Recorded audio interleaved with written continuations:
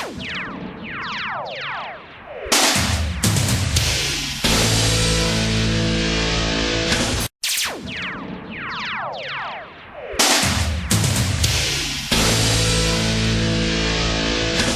uma boa noite da Nobel, né, para todos, Lívio, Roberto, sejam muito bem-vindos mais uma vez à nossa Quinta Literária.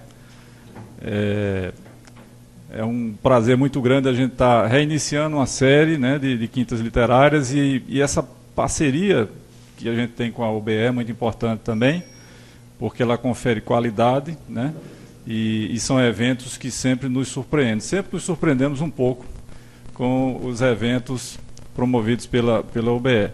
Sentimos muito aí a ausência do Horácio, né? Estamos com certeza torcendo pela recuperação, mas de qualquer forma vamos tocar o nosso evento, agradecendo muito a presença dos nossos convidados, e são convidados que eu tenho amizade e que conheço há bastante tempo, pessoas muito queridas. O Lívio, inclusive, é um pensador político que sempre nos dá muito prazer em ler, em opinar, num momento assim, bastante delicado, né, que nós vivemos na nossa situação política, que a gente está certamente repensando muita coisa, estamos repensando, as coisas estão se reorganizando, né, e de todas as turbulências sempre nascem coisas desagradáveis e coisas boas também. Então, esperemos que essas coisas boas que possam nascer, né, definam perfeitamente situações e que nós possamos trilhar aí um novo caminho para o nosso país, é o que nós desejamos. Mas, sem mais delongas, vamos à nossa Quinta Literária.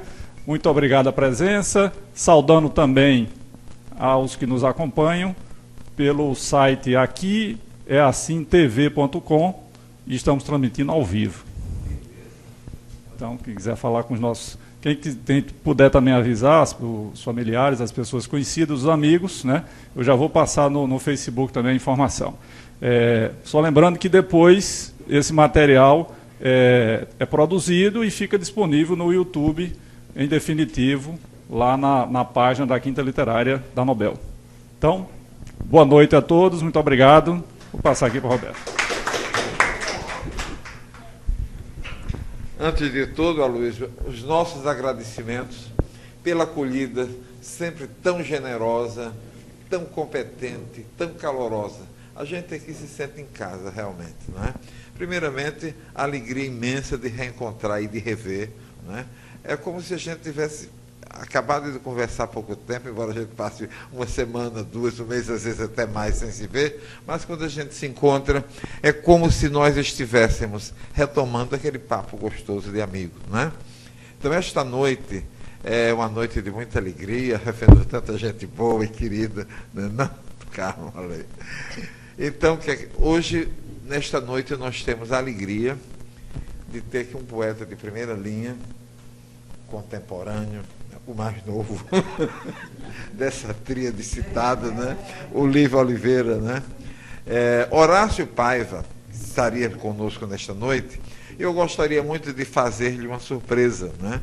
Aquele poema Serafim, né? Foi um desafio, mas eu fui olhando e a música foi saltando e quer dizer, muito semiótica o poema, a poesia, e a música teve que atender a prosódia, né? Na prosódia, aquelas separações com estacato, então seria muito interessante, mas fica para a próxima, né? Então, hoje, Lívio é o meu mais novo parceiro musical também. Nesta noite estarei aqui, né? Vamos ver, com alegria enorme. Então é o seguinte, nós vamos, sem mais delongas, começar, porque a noite é de Lívio, né? Então, Lívio, é o seguinte, para a gente começar este papo, a gente esquentar, começar um esquente, no primeiro momento, a gente quer conhecer a pessoa. Então, você fala um pouco sobre você, sobre as suas origens e os seus primeiros caminhos trilhados na poesia. E em outros caminhos também que nós sabemos. Então, você vai contar espontaneamente um pouco desse seu trajeto, tá certo? Nesse primeiro bloco. Então, vamos ver a pessoa Lívio de Oliveira, como surgiu, para o mundo das letras, não é? E qual foi o trajeto depois no segundo bloco de sua obra, tá bom? Obrigado. Boa noite. Em primeiro lugar, eu quero agradecer a oportunidade de estar aqui numa situação, de uma certa forma, difícil para mim, porque estou diante de escritores também, intelectuais, figuras que eu valorizo muito, todos os que estão nessa sala. Então, para mim, fica difícil encontrar um caminho aí para falar sobre a minha vida, a minha história e a história dos meus escritos, dos meus livros, da minha produção.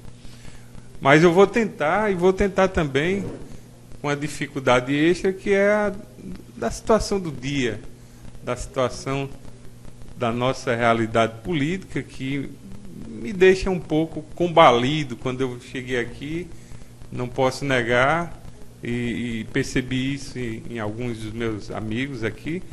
É uma situação de crise, uma situação que tem, vamos dizer, uma certa correção de rumo agora, mas que a gente ainda não sabe o que virá. Está meio imprevisível. Vamos torcer para que tudo dê certo e que nosso país trilhe caminho seguro dentro da democracia. É o que eu mais almejo. Em primeiro lugar, eu, além dos agradecimentos, também quero dizer da minha satisfação de estar aqui. E esse trio que estava nesse momento aqui com o Eduardo foi o trio que refez os caminhos da UBE, né? Eu, com uma pequena participação no início, mas que eu acho que também teve o seu valor, que foi contando com valorosos companheiros como o Eduardo, como o Dr. Onofre, como Ana Maria Cascudo, como Pedro Vicente, o nosso saudoso Pedro Vicente. Nós, quem mais, Eduardo? Nós refundamos, Nelson Patriota, nós fizemos um trabalho de refundação da UBE, né? Não posso negar que Eduardo foi sempre, para mim, um presidente, né? Ele apenas estava ali numa outra condição no início, formal, mas Eduardo sempre esteve muito presente em todos os momentos, em todas as atividades, em todas as situações decisivas para que a UBE, de fato, viesse a ressurgir. E aí, com a minha saída, em face de outros afazeres, isso é o que mais me angustia atualmente, essa divisão do sujeito, né? Eu ter que estar lutando pela profissão. Claro, todo mundo faz isso, mas quantidade de prazos processuais hoje com que eu trabalho é uma coisa imensa, né? Processos em massa, em grande quantidade. Então, eu estou sempre muito dividido, né? Gostaria de estar sempre trabalhando com a poesia, com a literatura, com a arte, mas, infelizmente, a gente ainda tem essa deficiência aqui no Estado, né? Que é uma situação que os artistas, principalmente os escritores, se ressentem dela, que é não poder ainda ficar numa situação de profissionalismo, né? Em dar um espaço nesse sentido, né? Então, do lado de Eduardo, do lado de Roberto, e eu também participei ativamente do início da UBE, agora um pouco mais afastado, mas sempre contribuindo como eu posso, né? Jane não se lembra, mas fui eu que fiz o convite para ela ingressar na UBE. Não sei se você se lembra de um evento que aconteceu no Tribunal de Justiça. Eduardo já estava presidindo, e aí eu, numa das minhas falas, disse: Jane poderia ser nossa secretária, se não me engano, tesoureira na época, né? E aí ela ingressou e, para nossa felicidade, está aí, né, nesse papel importante. Bem, então, a UBE, e agora com essa parceria com a Nobel, certamente vai ter, assim, uma trajetória muito interessante no sentido do resgate do papel literário, cultural de muitos dos nossos escritores, né? Que vão passar por aqui. Alguns já passaram, outros passarão. Bem, com relação à minha história, minha trajetória pessoal, né? Não sei se tem muita coisa interessante, mas eu sou de Natal, né? Nasci aqui. Boa noite. Nosso grande Nelson aí, chegando. Acabamos de citar nosso parceiro aí também, né? Eu nasci aqui na Policlínica do Alecrim em 1969, né? Eu gosto de relembrar, né? Pois é. Pois é, mas você está mais jovem do que eu. O que eu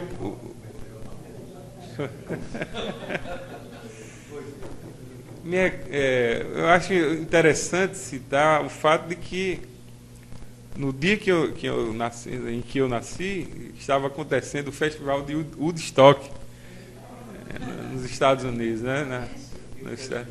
E isso, assim, para quem tem uma atração muito forte pela música como eu, isso é bem importante. Também por causa do que simboliza isso, que foi uma revolução cultural, uma revolução de costumes, que depois trouxe toda uma simbologia. Mas nasci na Policlínica do Alecrim e passei uma boa parte da minha vida aqui no Barro Vermelho, né, morando com os meus pais até os 27 anos, na rua Segundo Vanderlei. Portanto, já nasci numa rua com o nome de um poeta. Foi o primeiro nome de poeta qual tomei conhecimento.